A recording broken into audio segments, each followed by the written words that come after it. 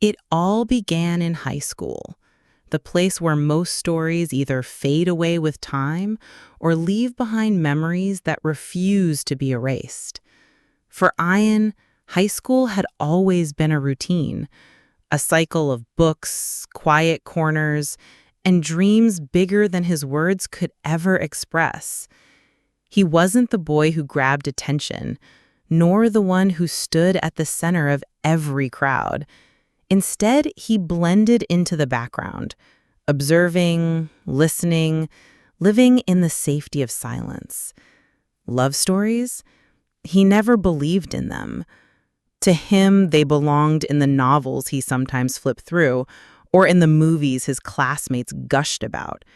They were things that happened to others, never to boys like him who carried more thoughts than conversations and preferred the comfort of a notebook to the spotlight. But that belief began to crack the day she walked in. Mare. He remembered it clearly, like a photograph etched in memory. She stepped into the classroom with her books pressed close to her chest, her hair falling softly over her shoulders. There was nothing extraordinary in the way she entered. No dramatic pause, no heads turning all at once. And yet, to Ian, it felt as though the entire room had shifted to make space for her.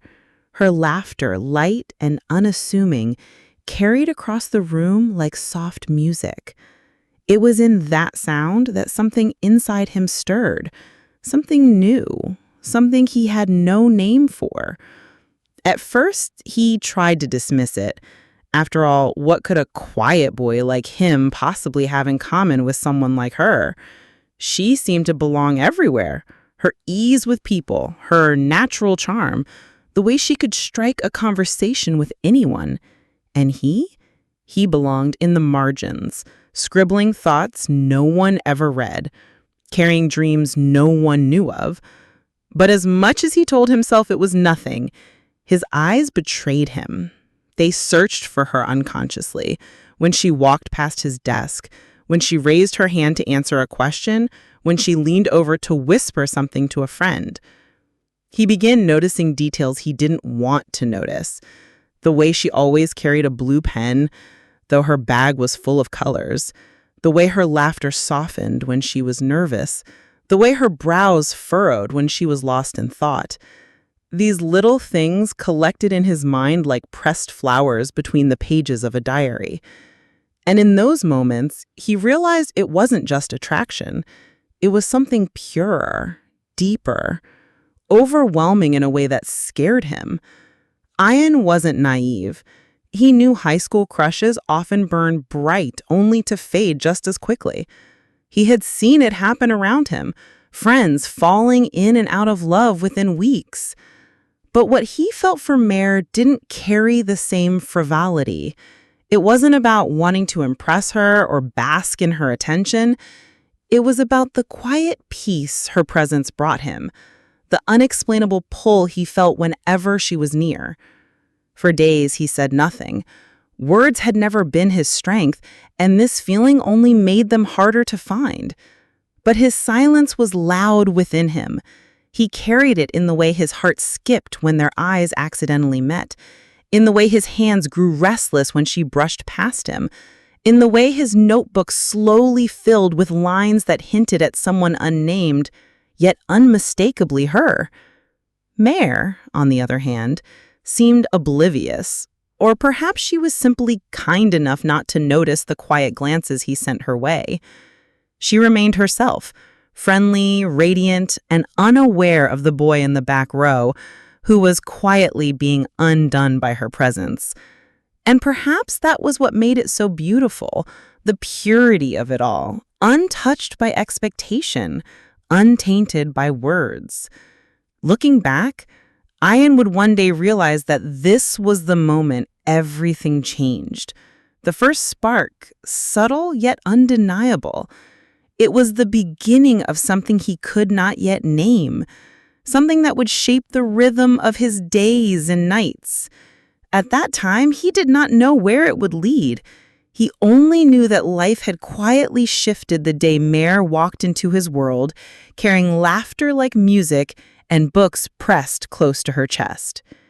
And though he could not say it out loud, though he lacked the courage to admit it even to himself, his heart whispered the truth in the language only he could hear. This is how love begins. For Ayan, mornings at school no longer began with the sound of the first bell or the chatter of his classmates. They began with a moment, a fleeting, fragile instant he waited for every day. It was the moment when Mahar would step into the classroom, her notebook hugged to her chest, her eyes lighting up as though the day itself had been waiting for her. That single moment, brief as it was, gave rhythm to Ayan's days. He didn't need a conversation, not yet, just the sight of her walking past, the faint fragrance of her shampoo lingering in the air, or the way the corner of her lips curved into a smile when she greeted her friends. Those were enough to stir something in him that words couldn't capture. It became his quiet ritual, watching without being seen, noticing without intruding. To anyone else, it was ordinary, just another day, another face in the crowd. But to him, each glance was extraordinary, a soft spark that made the dull routine of school feel alive.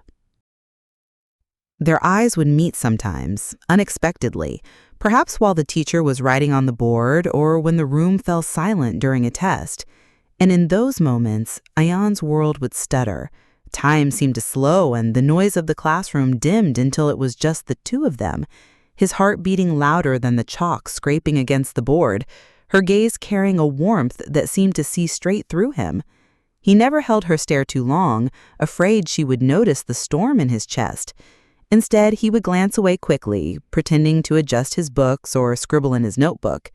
But those few seconds lingered long after, echoing like a secret song only he could hear. Mahar, for her part, seemed unaware of the depth behind his eyes, yet there were moments when her smile carried something more, an innocence that made Ayan wonder if she too felt the strangeness of these unspoken exchanges. Sometimes, when she caught him looking, she would smile softly, not teasingly, not mockingly, but as if acknowledging him without words. And that smile was enough to undo him. In the quiet of his room at night, Ayan replayed those glances in his mind, the way her lashes curved when she blinked, the slight tilt of her head when she concentrated, the warmth in her smile. It all became part of the secret world he carried within. His notebooks filled with scattered lines and half-finished verses, poetry that never mentioned her name but was entirely about her. It amazed him how much could be said without speaking.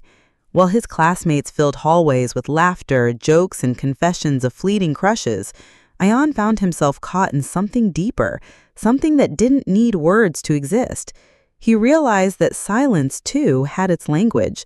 A shared glance across a crowded room, a half-smile exchanged without reason. Those became their conversations, richer than anything spoken. But with every passing day, the weight of it grew heavier. Ayan knew he couldn't live forever in silence. The glances, though magical, were fragile, like threads weaving an invisible bond that could break at any moment. He feared one day she would stop noticing him, that her eyes would find someone else, someone braver, someone who could give her words he could not. Still, hope lingered. Love in its earliest form often lives in small moments, and Ayan cherished each one. He didn't dare to call it love out loud, not yet, but in the way his heart raced when she walked into the classroom, in the way his world bloomed with every smile she sent his way, the truth was already written.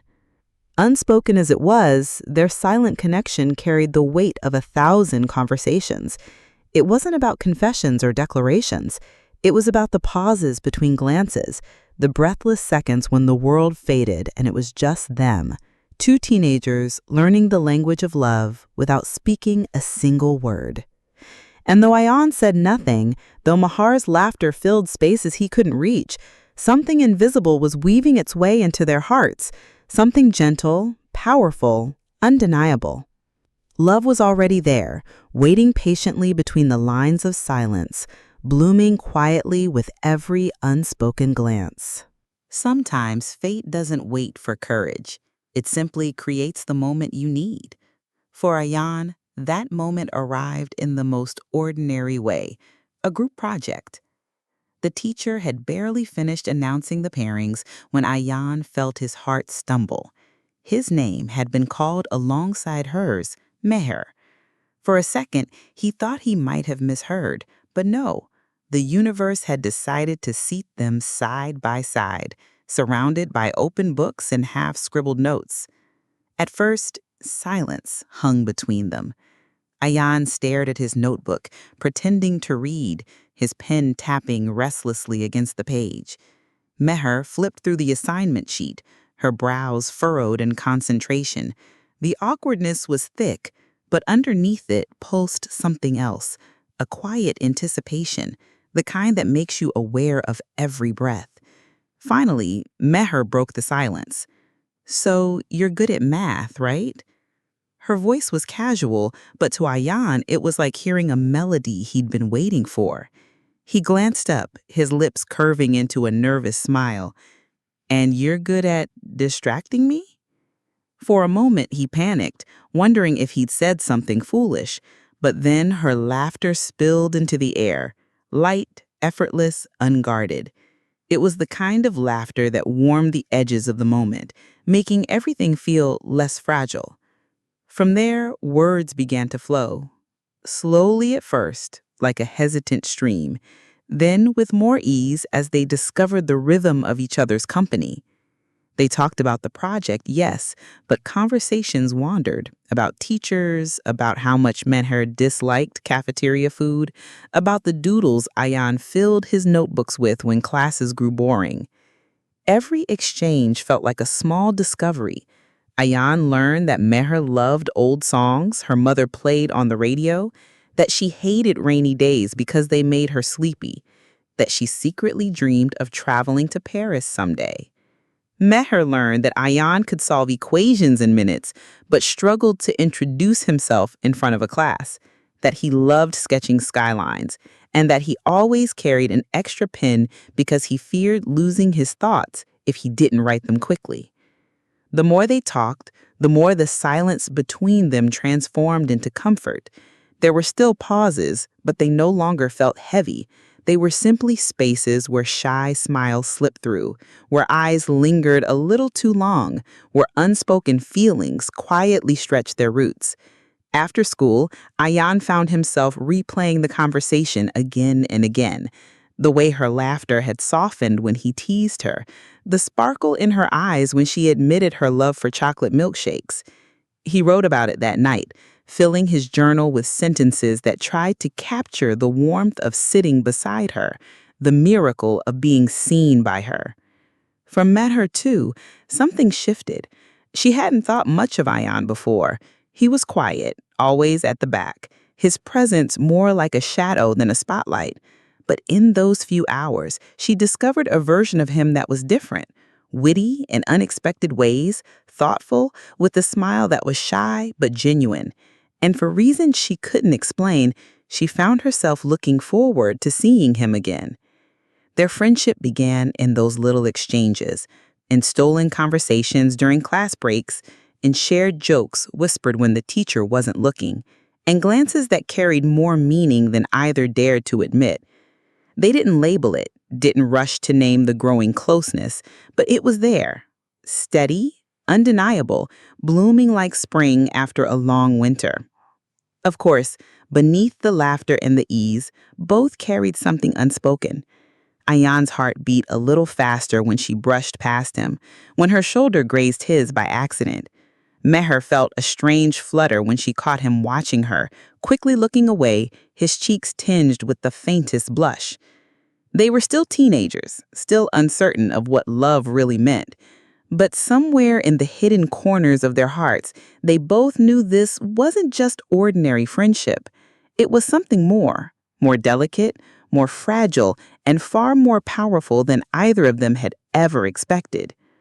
That first conversation was the beginning, not of love declared, but of love quietly planted, its roots spreading unseen. And as they packed up their books at the end of the day, Ayan smiled to himself, knowing with certainty that life had changed. Because sometimes all it takes is one laugh, one sentence, one shared glance to turn strangers into something more.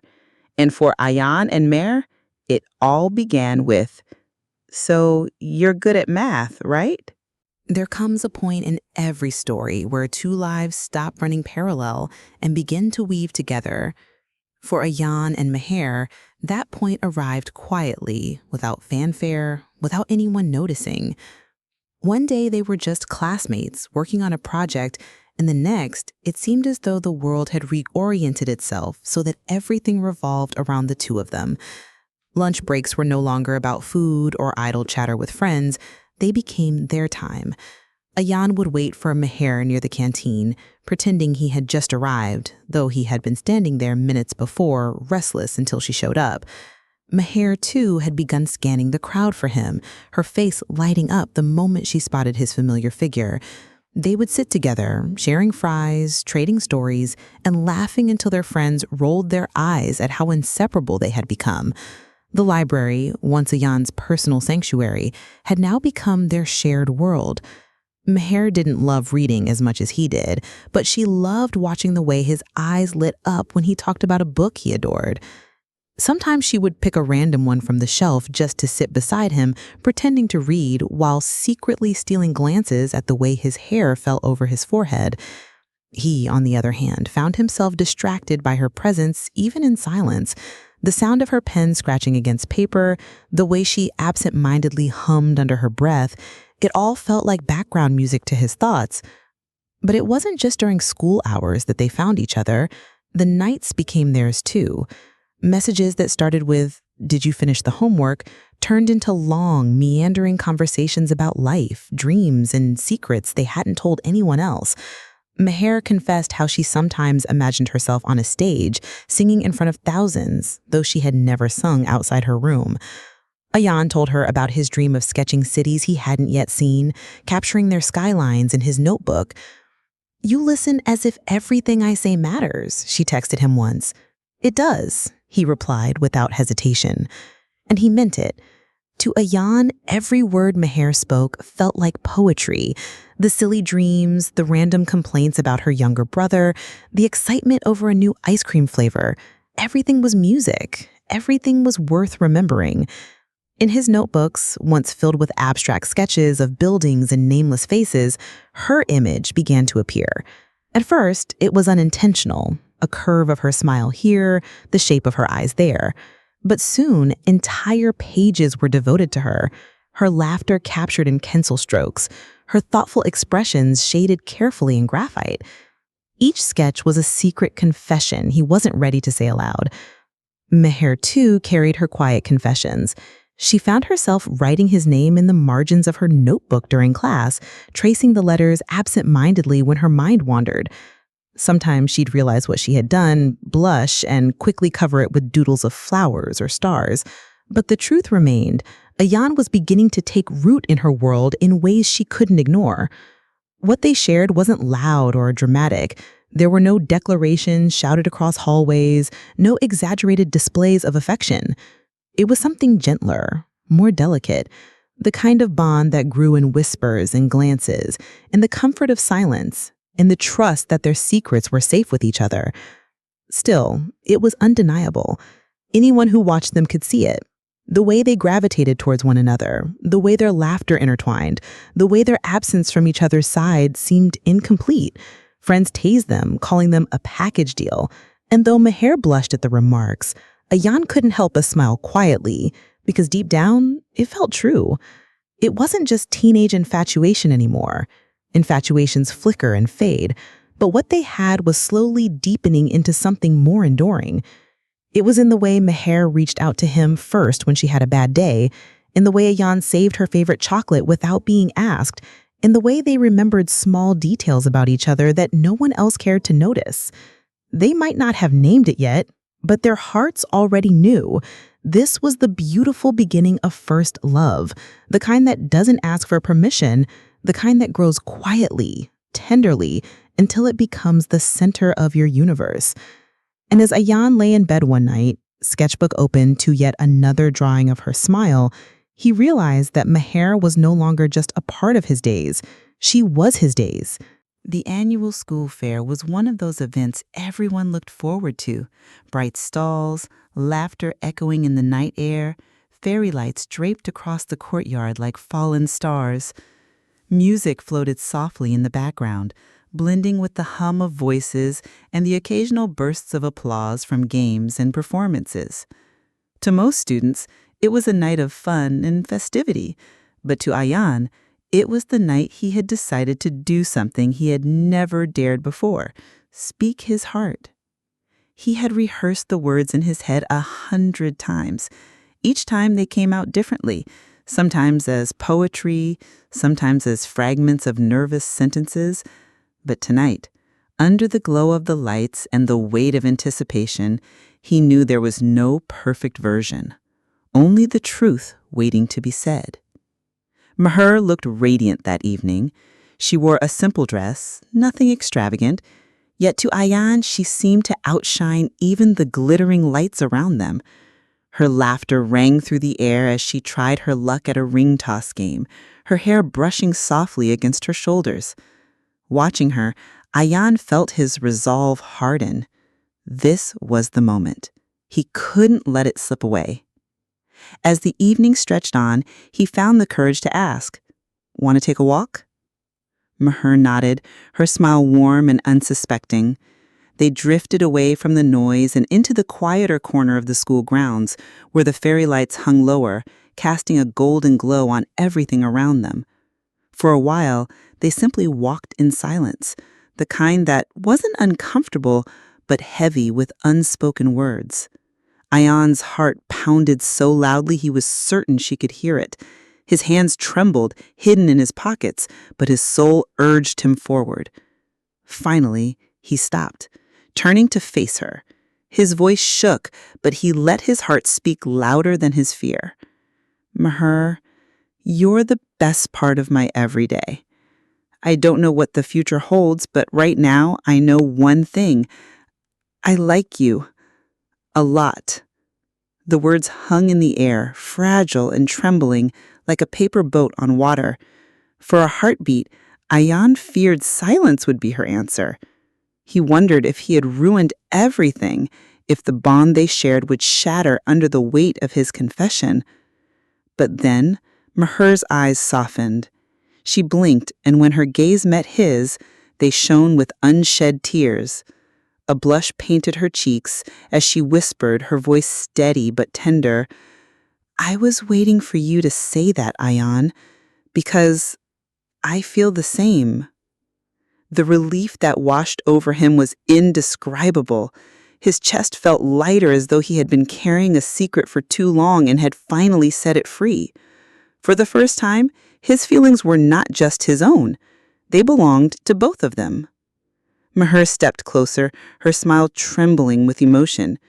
The fairy lights above flickered, casting golden halos around them, while the music from the fair drifted faintly like the soundtrack of their moment. It wasn't dramatic or grand, but it was magical in its simplicity. They didn't need more words after that. Their eyes spoke volumes, their smiles stitched together with relief and joy. Ayan reached for her hand, hesitantly at first, then firmly when she didn't pull away. Her fingers curled into his as though they had always belonged there. The world around them continued its lively hum, the cheers, the laughter, the music. But for Ayan and Meher, time slowed to a pause. They stood there beneath the fairy lights, two teenagers who had stumbled into the most unforgettable moment of their young lives. Their first confession wasn't wrapped in flowers or dramatic gestures. It was simple, innocent, and yet it carried the weight of forever in it. For Ayan, it was proof that courage, no matter how small, could change everything. For Meher, it was the reassurance that the unspoken connection she had felt all along was real, shared, and mutual. As they walked back to the fair, still holding hands, Ayan realized that something had shifted. This was no longer just friendship, sprinkled with secret glances and shy smiles. This was love. Fragile, new but real. And under the glow of fairy lights, they both knew this was the beginning of a story they would never forget. Romantic. Every love story, no matter how sweet, must face its storms. For Ayan and Mare, the first trials of their bond came not from grand betrayals or dramatic fights, but from the quiet weight of reality pressing in on their young hearts. High school had its own rhythm, one dictated by exams, assignments, and the constant reminder of futures yet to be built. The annual fair night had given them magic, but the weeks that followed brought them face to face with life's more practical demands. Mare's parents were strict, the kind who measured success by grades and expected nothing less than perfection. They had begun noticing her late-night chats, the way she smiled at her phone, and the sudden sparkle in her eyes. Concern turned into warnings. This is the time to focus on studies, Mare. Distractions can wait. Mare, torn between obedience and her heart, tried to reassure them and herself. But every scolding made her more cautious. Every reminder chipped away at the carefree joy she shared with Ayan. She started replying later than usual, sometimes leaving his messages unanswered for hours. Ayan noticed. For a boy already battling his own insecurities, the silences felt heavier than words. He wondered if she was pulling away, if perhaps he wasn't enough, if maybe her parents were right, that he was just a distraction.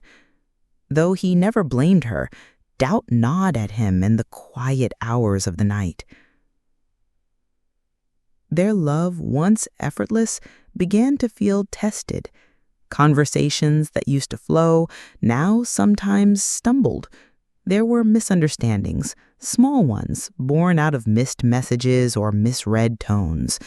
Ayan's sketchbook, once filled with drawings of her smile, now held pages torn out in frustration. Mare's notebooks, once sprinkled with his name, now carried scribbles where she had crossed it out angrily after fights.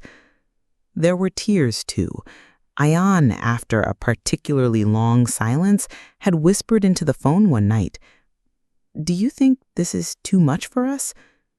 Mare's heart had clenched at the words because she knew his doubt wasn't about her feelings, but about their strength. "Ayan," she had said softly, her voice breaking, "you're not my distraction. You're my peace, and I don't want to lose that." Her words soothed him, but the challenges didn't disappear. Exams loomed, filling their days with pressure. Family expectations hung over their heads like invisible walls. And yet, amidst the chaos, they always found their way back to each other. Sometimes it was through a stolen smile in the hallway after a fight. Sometimes it was through a midnight text, "I'm sorry, I miss you." Sometimes it was through the smallest of gestures, like Mare slipping him his favorite chocolate after a long study session, or Ayan quietly leaving a note in her notebook that read, "You're doing amazing. Don't forget that." They were young, yes, but what they felt was real. They were learning, in their own imperfect way, that love isn't only about laughter and fairy lights, it's also about patience, forgiveness, and holding on even when it's difficult. Ayan began to understand that his insecurities weren't walls to trap him, but challenges he could overcome because Mare believed in him. Mare realized that even under her parents' watchful eyes, her heart had already chosen, and that choice gave her strength. One evening, after weeks of stress and distance, they met in the library, where it had all started months ago. The silence between them was thick at first, but then Mare placed her hand over his sketchbook, stopping his restless doodling. "We'll be okay," she whispered. Ayan looked up, his eyes searching hers, and in that moment, he believed it. Their bond had been tested, bent under pressure, but not broken. Instead, it grew stronger, forged in the fire of challenges. They realized that love, even at their age, wasn't about perfection. It was about choosing each other again and again, no matter how hard the world tried to pull them apart. And as they left the library that day, walking side by side in silence, their fingers brushed, then intertwined. No grand promises were spoken. None were needed. Their love, tested but resilient, had already spoken for them. Romantic. High school, the place where so many beginnings are written, was finally coming to an end. The last day felt unreal, as if time itself was reluctant to move forward. Students rushed through hallways, signing yearbooks, snapping pictures, and exchanging promises to stay in touch. The classrooms, once filled with daily chatter and lessons, now carried a bittersweet silence, as though they too knew their purpose had been fulfilled. For Ayan and Mir, this day was heavier than any exam they had ever faced. They had survived tests of distance, misunderstandings, and pressures from the world around them. Through it all, they had grown closer, learning that love was not just stolen glances or whispered conversations, but also patience, forgiveness, and choosing each other in difficult times. And now, they stood at the edge of an uncertain future. That morning, Ayan had walked into school with his sketchbook tucked under his arm. Its pages were filled with months of memories, doodles of classrooms, scribbles of thoughts, and countless sketches of Mir. He had promised himself he would give it to her before the day ended. Mir arrived with her own secret, her diary where his name appeared countless times, written absent-mindedly in the corners of pages, hidden between homework notes and half-written poems. She had decided she would let him keep it, because some feelings were too precious to stay locked away. They spent most of the day together, moving from one corner of the school to another, trying to capture everything they could before it slipped away. The canteen, where they had shared fries and laughter. The library, where they had sat side by side in silence, discovering comfort in each other's presence. Even the empty classroom where they had first been paired for that project, where it all began. But as the sun dipped lower, painting the sky in shades of orange and gold, they both knew it was time for words that had been waiting. In the courtyard, under the same fairy lights that had once witnessed their first confession, Ayan turned to her. His heart was heavy, but steady. He reached for her hand, holding it tightly as though letting go would erase everything. No matter where life takes us, you'll always be my first love, my pyar ka pehla ehsas. The phrase, simple yet profound, hung in the air like a promise. Mir's eyes filled with tears, but her smile was soft and certain. She squeezed his hand, her trembling yet clear voice. And you'll always be mine, Ayan, because some feelings, they never fade. They stood there, not needing to say more. Around them, the laughter and goodbyes of their classmates carried on, but in that moment, the world shrunk to just the two of them. Their love, born in silence and glances, nurtured through whispered confessions and shared dreams, now stood at the threshold of change. High school would end. Life would scatter them in directions unknown. There would be new challenges, new people, new paths. But no matter what the future held, they both knew this truth. First love is eternal, not etched in time, but in the soul. As they finally exchanged gifts, Ayan placing the sketchbook in her hands, Mir slipping her diary into his, they laughed through their tears. It was their way of saying, "This is ours. No one can take it away." When the final bell rang, marking the close of their high school years, they walked out together, fingers still intertwined. The road ahead was uncertain, but the bond they carried was unbreakable. For Ayan, Mir would always remain the girl whose laughter first shifted his world. For Mir, Ayan would always be the boy whose quiet heart spoke louder than any words. And though life might write new chapters, their first love, pyar ka pehla ehsas, would forever remain in their hearts, untouched, unforgettable, and everlasting.